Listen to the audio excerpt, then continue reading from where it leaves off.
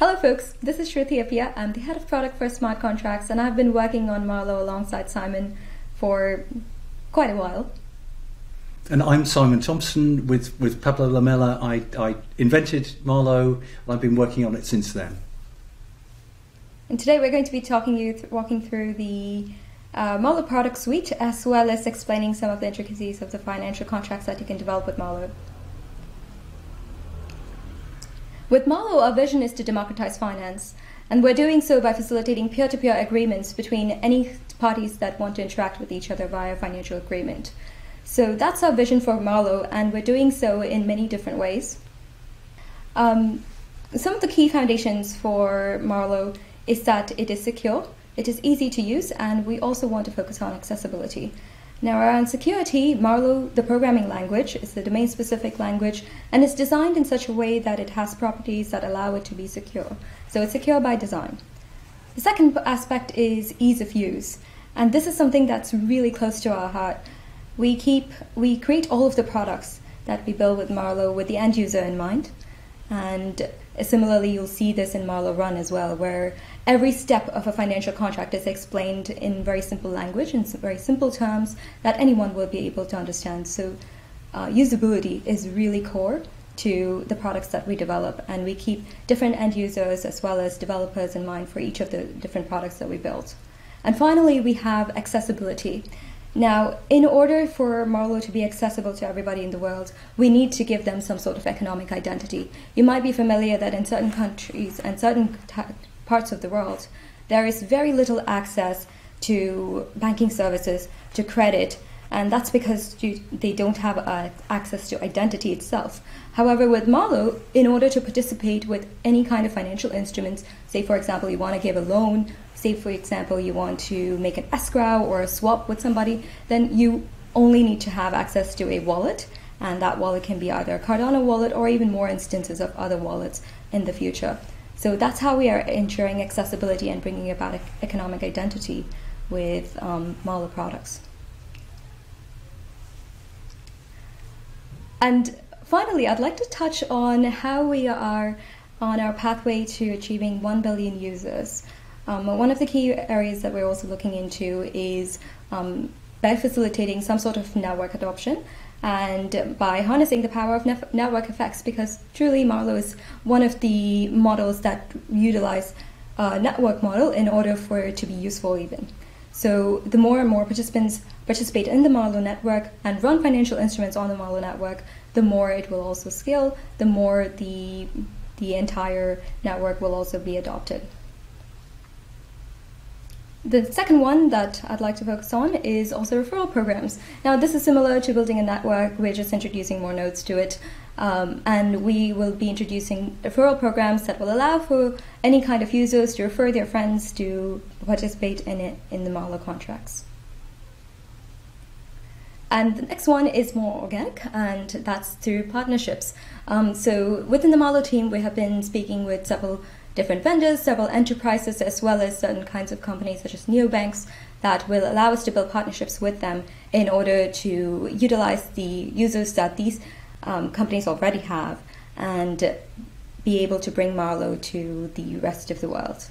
Similarly, we also want to emphasize on the Marlowe for Enterprise play, which is really an opportunity in terms of lowering the barrier to entry for enterprises to enter to be able to participate in smart contracts. And finally, domain-specific languages are also very key. So Marlowe itself is a domain-specific language. It is designed for finance. So you'll see that most of the standards and most of the algorithmic types that we use within Marlowe are according to financial standards. So the one that we use for Marlowe is Actus. It's the algorithmic contract types for financial systems. And similarly, we want to expand our domain-specific languages also into other domains such as supply chain, legal as well, where we can actually mechanize legal code in order to make the mechanization as well as the auditability of those types of contracts in a much faster and easier way. And with all of this, we are aiming to achieve and reach 1 billion users, but we have to maintain that foundation of usability, security, as well as accessibility. Thank you. Over to you, Simon. Thanks. Okay, so let me just talk about what lies at the basis of this. What is a financial contract when we look at it in its simplest terms? What we have is a model where we have a number of participants, and what those participants can do is put money into the contract, and as the contract evolves, it can move in different directions. For example, participants can make a choice. Do I want it to go in this direction or this direction? Do I want to take my money out, or do I want to put more money in, for example? It can also react to external circumstances. It can take information from an oracle and on the basis of that decide to do one thing or another, or tune its payments according to the oracle.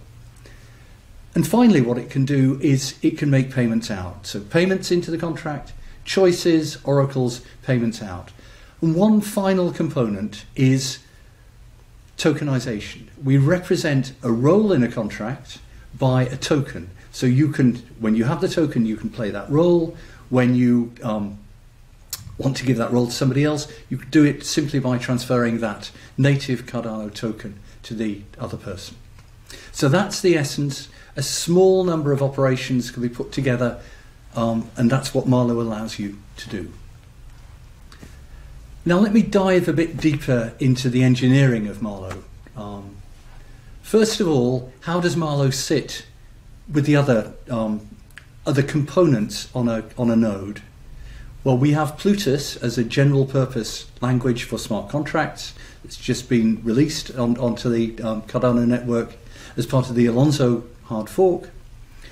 Marlowe sits on top of that. It's a special purpose language sitting on top of a general purpose language designed to be easier to use for its target audience, namely those who want to write financial contracts.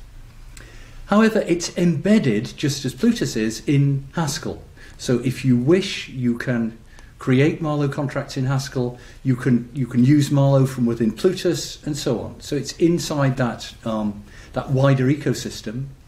And also, it's linked to the outside world. It's linked to people's wallets so that you can spend crypto assets using it. It's linked to oracles and choices from participants. So that's how it sits alongside the other components. Let's dive a little deeper and think about what implementing Marlowe means. We have our model of payments in and out, choices and so on. But what does that mean in practice when you run a Marlowe contract on Cardano? Well, first of all, there are transactions put onto the blockchain, and part of the operation of a Marlowe contract is to validate transactions that are meant to be a part of a Marlowe contract, validate those when they're put on chain. So we check on chain that the things that should happen are indeed valid operations of the contract. But that's not the only thing that's going on. The blockchain is essentially passive. It receives transactions and it validates them when it receives them. But where are those transactions created? That has to be off-chain. So in particular for Marlowe, we have the Marlowe Run app, client app, which together with, linked up with the other bits of technology like the PAB, Plutus Application Backend, and ultimately with users' wallets such as Daedalus or Yoroi, or indeed any other light wallet, using that part of the system, we can create the transactions that are then submitted and verified on chain. So you can see there's a two-way traffic. We create transactions and put those onto the blockchain. There's also traffic in the other direction because we have to watch for other participants sending in transactions which are relevant to the contract we're running. So two of us running a contract, the other person, it might be their turn to do something, so we have to watch the chain for their actions. So there's information moving on-chain, off-chain, and back on-chain. So that gives you a picture, I think, about what's going on under the hood, how we fit with Plutus, and how we have both on-chain and off-chain operations. Now, Shruti is going to say a tiny bit more about the product side of things and the various aspects of that. Thanks, Simon. All right. So the Marlowe product suite is really composed of many different products, and each of those products are tailored to a different set of users. So all of this actually lays in the foundation of the domain-specific language, which is a programming language that's called Marlowe, that Simon and folks developed quite a while ago. Now, with the products within Marlowe, we have several products. The first set of products, which is Marlowe Build and Marlowe Play, are tailored towards developers. Marlowe Build is a place where users can basically go in and they can compose contracts, they can compose financial contracts as smart contracts.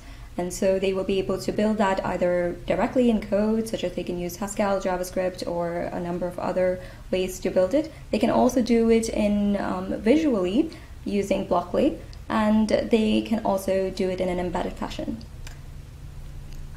Secondly, Marlowe Play is a platform where basically any kind of contract can be simulated in an interactive fashion. So you will be able to kind of get a god's eye view of a contract as it runs amongst multiple participants. The next thing that we come to is Marlowe Market. Now, Marlowe Market is really a place where people can upload as well as download any sorts of financial instruments that exist within there. So simply put, it is a smart contract template library which consists of many different types of financial instruments, all expressed as smart contracts. Now, what we have done so far is we've already developed quite a few different types of financial instruments, such as escrows, swaps, CFDs, as well as certain types of loans, so such as zero coupon bonds. And those are already existing within several of the Marlowe products. But what we want to do is we want to open source this entire effort and allow for developers to also contribute their own financial instruments and their own complex, maybe even more custom financial instruments by themselves. And so that's what Marlowe Market is, where developers can basically contribute any kinds of financial smart contracts that they would like, and on the other hand, end users will be able to benefit from it by basically downloading it and using it for their own purposes.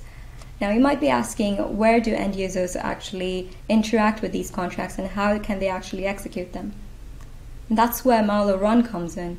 Marlowe Run is a platform where any kind of end user is able to execute peer-to-peer financial instruments with any kind of peers that they choose. So they can either do it with somebody that they already know or anyone whose wallet address they may be familiar with, right? So, and all of these contracts will be off the shelf, right? So they wouldn't have to have much familiarity with the blockchain. They also wouldn't have to build the contract themselves because they can take the contract off the shelf from sources like the Marlowe Market, or even within Marlowe Run, we provide a list of very simple contracts. So they are able to do so in any off-the-shelf fashion, and we also ensure that usability is really key for this type of a product. So every step of the contract will be executed in a way that is explained very clearly to the user, and so the user very well knows what kind of a contract they're getting into, and every step of the way is explained to the user. And finally, we move on to Marlowe Enterprise. Now, this is the area where we really want to target larger enterprises as well as smaller businesses where digitalization might be really key. Now, we can either build custom instances for these types of businesses because they might not even have any legacy systems in place, so there is a lower barrier to entry for us to be able to implement any kind of digital ways of contracting. So this provides automated contracting on one hand. And then on the other hand, we have expansion of domain-specific languages. Certain enterprises as well as governments have requested that domain-specific languages, specifically as they pertain to legal domains, are quite useful to them because that removes all of the effort that goes into the process of auditing, as well as auditing any kind of smart contract, as well as just additional auditing, because all of the parameters as well as the logic of that contract needs to match up. So mechanization of the legal code is something that we're looking into with an expansion of other domain-specific languages. And besides that, we're also looking into supply chain domain-specific languages. Now, I'll hand over to Simon for a few thoughts on usability as well. Okay, so first of all, one of the ways that we've tried to make Marlowe accessible to as many different types of user as possible is that we allow people different ways of writing Marlowe contracts. You can write them as text, as you would write any other type of computer program, But we also allow you to write them or to build them by assembling blocks together. And you can see this is no code, if you like. You fit the blocks together, and the blocks will only fit together in ways that that work. So you can't write anything that is not a valid contract using the visual notation. And that's a great way to learn the capabilities of Marlowe. And then maybe once you've done that, you want to move on. If you want to write something larger, you can also use versions of Marlowe that are embedded in JavaScript and Haskell. So you can use the programming facilities in a language you're familiar with to help you write readable, concise, reusable components that you can put together to build your ultimate Marlowe contract or suite of contracts. So we give usability, allowing different kinds of users to move into using Marlowe in the way that is most comfortable to them. Now, Shruti already mentioned that we provide a very explicit model of what's been going on when you run a contract in Marlowe Run. You see, through a series of cards, you see each step that has been taken in the contract by each participant. And so you're able to run backwards and forwards through the steps. You're able to see who has done what choices have been made. And that's preserved in the history of the contract. When the contract finishes, you still keep that for audit purposes. And finally, what we have is the ability to do a static analysis of Marlowe contracts. And what I mean by that is that without running a contract, we can check how it will behave in every possible eventuality. So if you think of it as a tree of possibilities, what you have is you're able to run down every branch in that tree and check, without running the code, whether it will behave as you would like it to. So for example, we can check, without running it, whether any payment the contract is expected to make will be honoured in full, or whether it's possible there won't be enough money in the contract at that point to make the payment. And we can check that entirely without running a contract. Now that's just one way that we can give people assurance about how the contract behaves. But I think it's worth saying from the start, we've designed, because we have a special purpose language, we've designed out a whole lot of errors from the start. Marlowe contracts can't run forever by design. Marlowe contracts can't hold on to any assets when they terminate by design. So two classes of error that you could get in a general purpose Plutus contract are simply not there to be performed. You can't write a contract with those bad properties. Secondly, you can validate. There's always a problem when you write a contract or a program. Have you written the program you wanted to write? And one way you can validate that you have indeed done that is to simulate. You can step backwards and forwards, take a few steps in a contract, move back a few steps, take another decision, take another path. And doing that allows you to get a sense that what you have written is what you intended to write. Thirdly, what we can do is the sort of testing that I talked about before. We can analyse all possible executions of a contract.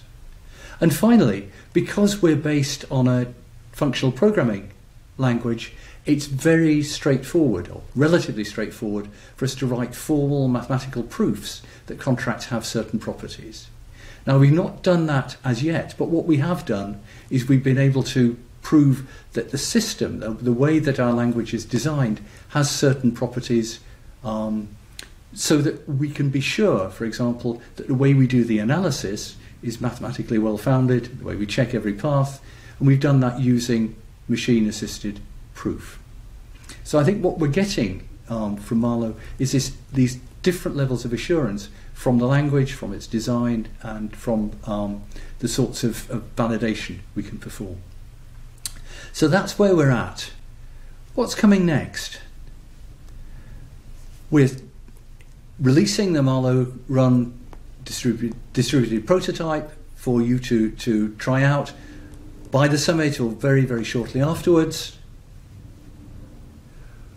We're by the end of the year, expecting that it will be running on Cardano itself. That requires us to integrate with wallets, to integrate with the with light wallets, and also with the wallet back end. But we foresee doing that by the end of the year at the latest. And then longer term, we'll be rebuilding and revising what we have in the Marlowe playground. And then finally, we'll be releasing the Marlowe market. We see those things as coming in 2022. So a lot happening now, a lot happening through the next year. And the place to go to find out about this and keep track with what's going on in Marlowe is the marlowefinance.io website. So that's the place to look, but there's also a demo of Marlowe Run coming up, so stay on the line and you can watch that. Thanks very much. Thank you, folks.